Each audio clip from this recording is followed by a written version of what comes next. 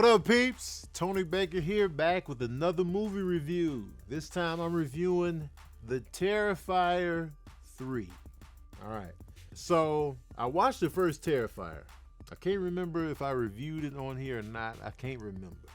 I remember watching it. It was super gross. I remember that wholeheartedly, man.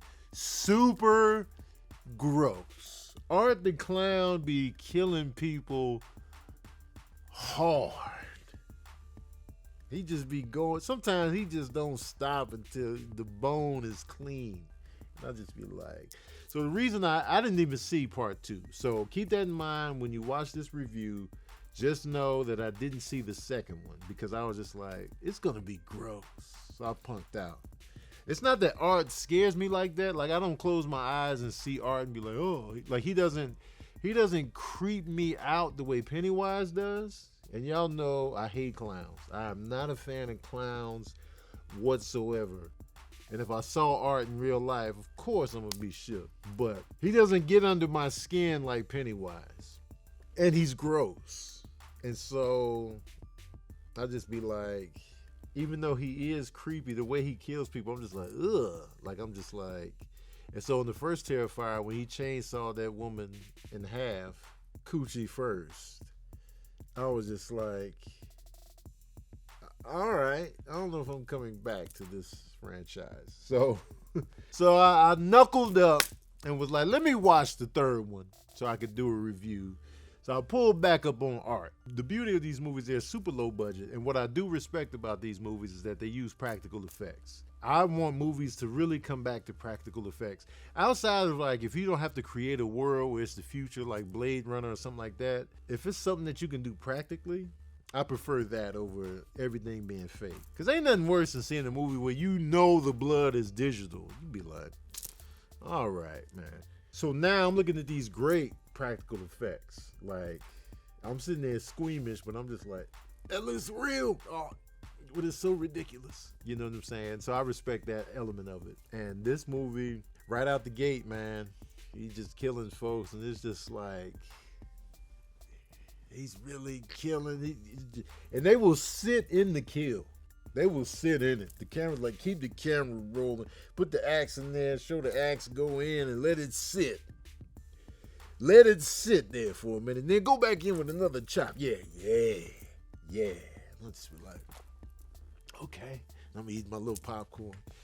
I mean, Art just be killing people, man. And this story revolves around a character that was in the second one. They start off with a random family, which I'm confused on.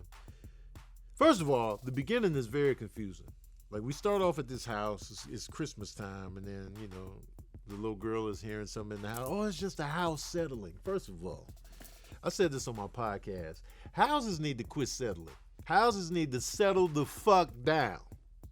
And just don't settle when we at home. House, if you're watching this review, if any houses are watching this review, if you want to settle, do it when we at work or at school. Don't be settling when we in the bedroom at night and then you want to settle. I don't want to hear the addict settling when I'm in the shower, man. I'm butt naked. You know, something happens in that moment, and then they go 5 years prior, and then they go back into the present. And I'm just like, what the hell just happened? So in this moment, I don't remember Art being a supernatural type figure in the first one. Like, the first one is very foggy for me, but I don't remember a supernatural element in that first one. But now there's a supernatural component where I'm just like, oh, because I'm just seeing, like, you know, his head cut off, but he's still moving headless. He put somebody else's head on, and I'm just like, oh, so we supernatural now. Then I'm seeing, like, this soul that he uses to stay alive, and then they go to this haunted mansion, and then they just sit for like 5 years, and I'm just like, what the hell is happening here? And so I was very confused on that, probably because I haven't seen the second one. And I apologize. Y'all be like, how you gonna do a review of the third one when you ain't seen the second one? Hey, I mean, I'm just giving you what I got. A character that was in the previous Terrifier, which I assume, is coming back. She's coming out of the hospital they had her in, and she's coming to stay with her sister and, you know, her niece and all of that. So that's the glue. And then her little brother, who also survived Art in the previous movie, is going to college now. So they're just dealing with the after effects of surviving Art the Clown. Art gets reawakened by these poor demolition men that just happened to go in that mansion he was sitting in the window. He was just sitting in the window for like 5 years, apparently, just sitting there.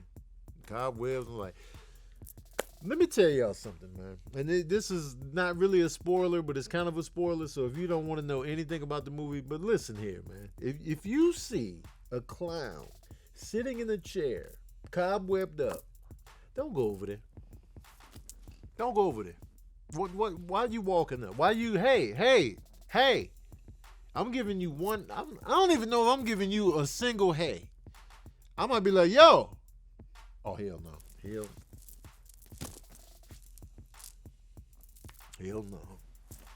Hell no. And if it's a clown sitting in there looking out the window with the cobwebs on it, I'm like, yo, somebody got a dummy in here. Let's demolish this building anyway. I'm demolishing the building. And then he'd be like, it was bodies in there. No, it wasn't. I saw a clown with cobwebs on it. That ain't my business.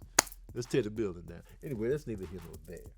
So the killing spree ensues. Art is doing his thing. And these deaths, man, it's gross.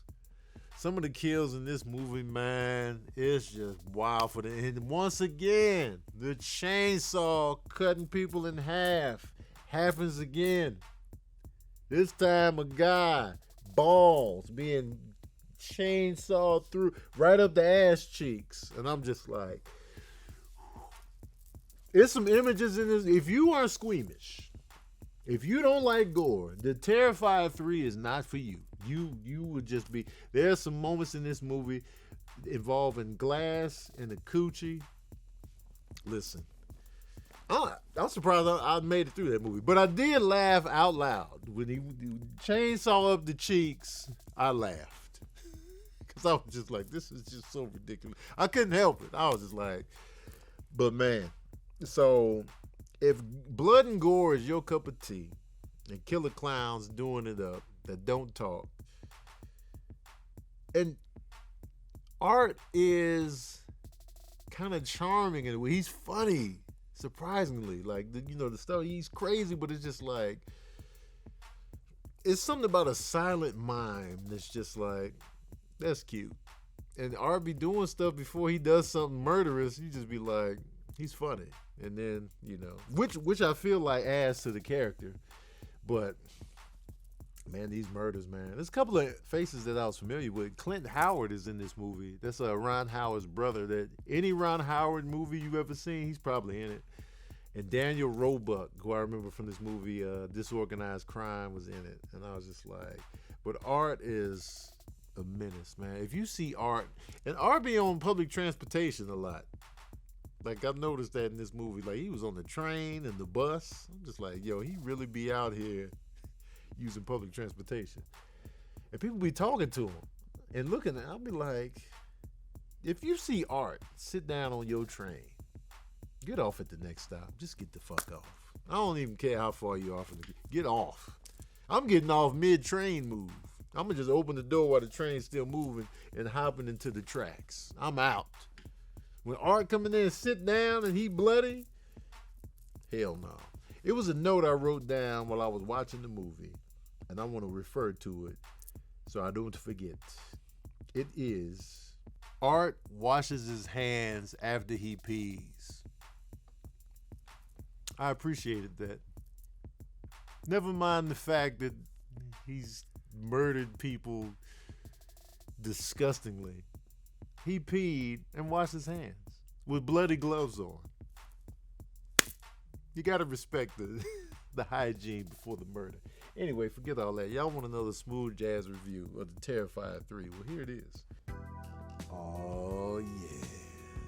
I'm giving the Terrifier 3 saxophones out of 5. Probably because I didn't really understand the source material from the previous film that I didn't see.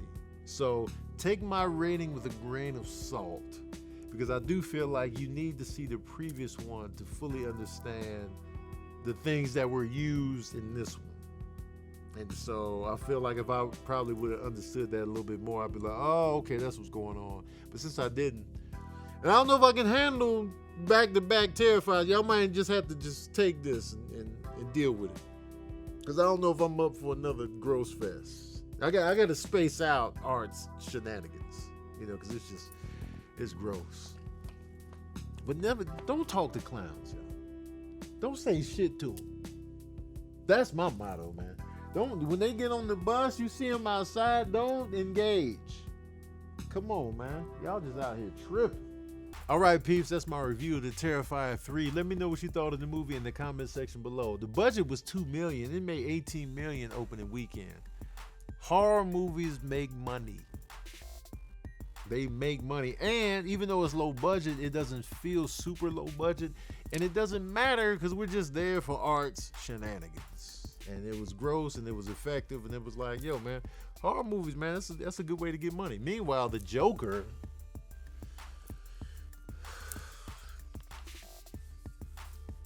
at least what Art was doing made some kind of sense. Joker 2 made 0 sense to me. That's neither here nor there. Let me know what you thought of the movie in the comment section below. If you've seen all 3 Terrifier movies, which one is your favorite? Don't forget to like, share, and subscribe. And as usual, we out here.